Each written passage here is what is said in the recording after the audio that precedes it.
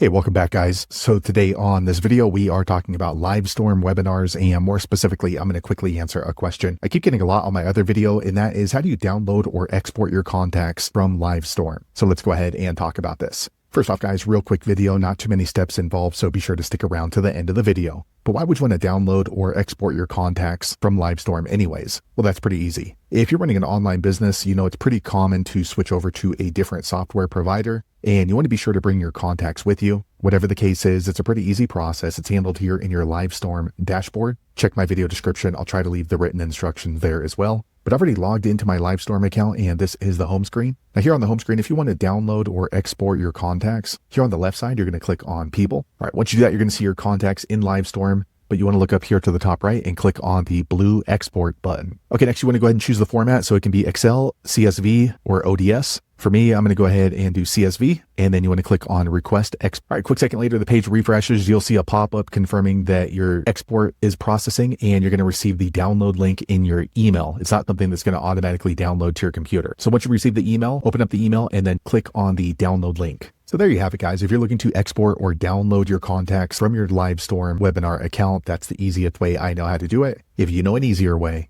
be sure to leave a comment below. Let the rest of us know how you did it. Hopefully you found that video useful. If so, click thumbs up or maybe consider subscribing to my channel, and hope to see you on the next video. Thanks again for watching.